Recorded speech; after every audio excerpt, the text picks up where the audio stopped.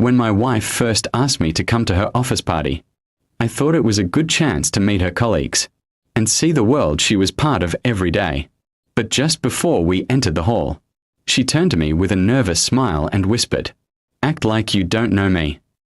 I froze at her words, confused and hurt. She laughed it off, saying it would be fun, like a game, but her tone carried something I couldn't quite ignore.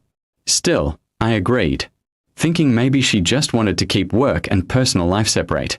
As we walked into the crowded venue, I kept my distance, just as she had asked. She mingled with people easily, her laughter echoing across the room. I watched from the corner as she introduced herself to colleagues, talking about her single life as though I didn't exist. At first, I convinced myself she was only joking, playing along with her coworkers. But the longer I stood there, the more uneasy I felt. Her boss approached her, and the way she lit up was different, warmer, softer.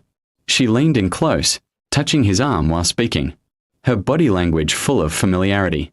My heart sank. I realized this wasn't a game for her. She wanted me invisible so she could act freely, pretending I wasn't her husband at all.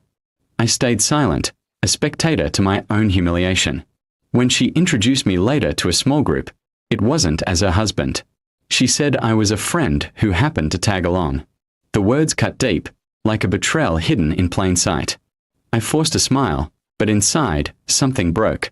As the night went on, I observed her carefully. Every laugh she shared, every compliment she accepted, and every lingering glance with her boss felt like another knife. It was then I understood. She wasn't just pretending for fun. She had been living a double life.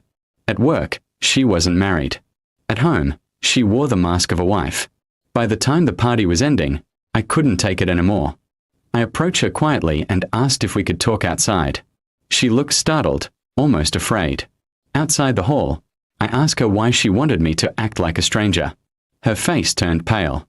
She muttered excuses, something about reputation, about not mixing work with personal matters. But her eyes betrayed her, filled with guilt she couldn't hide. I told her I wasn't angry about the game, but about the truth behind it. She broke down, admitting she felt trapped between two identities. She wanted to be admired at work, free of the label married woman. And in that space, she had let herself grow too close to her boss. My chest felt heavy, like the air itself was crushing me. I realized the woman I trusted had already chosen the comfort of her double life over the honesty of our marriage, pretending to be strangers. That night had only made the truth clearer. We really had become strangers. The ride home was silent. She reached for my hand, but I pulled away. There was no warmth left to share. Her phone buzzed with a message, and when I glanced, I saw her boss's name. She quickly turned it over, but it was too late. I didn't say a word. That night, I slept on the couch, staring at the ceiling, replaying every moment of the evening. The laughter, the lies, the betrayal, they all echoed in my mind. I knew then that our marriage had shifted, perhaps beyond repair.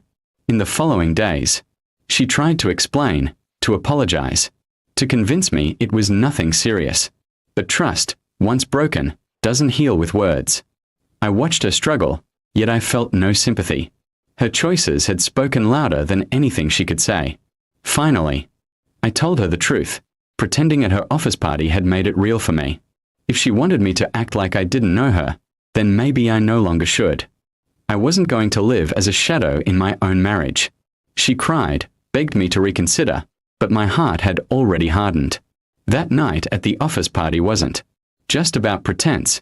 It was the moment I realized our love had become an act, and I was done playing a role in her performance. In the end, we truly became strangers. She wanted freedom, and I wanted respect. Both couldn't exist together. And so, the game she started ended our marriage, for real. In the weeks that followed, I tried to carry on. But every time I looked at her, I remembered that night, the night she erased me with a smile. One evening, as she sat across from me at the dinner table with tears streaming down her face, she whispered, "I never meant to lose you." For the first time, I realized she wasn't just sorry for being caught. She was sorry because she had truly broken something she could never rebuild. My heart ached, but the wound was too deep. when I finally walked out of the house with my bag in hand. She clung to me, begging for one last chance. I looked into her eyes, once filled with love, now drowning in regret, and I said softly, "You wanted me to act like I didn't know you. Now I really don't." Her sobs followed me out the door, echoing like the final chapter of a love story that had died long before either of us admitted it. And in that moment, I felt both shattered and free.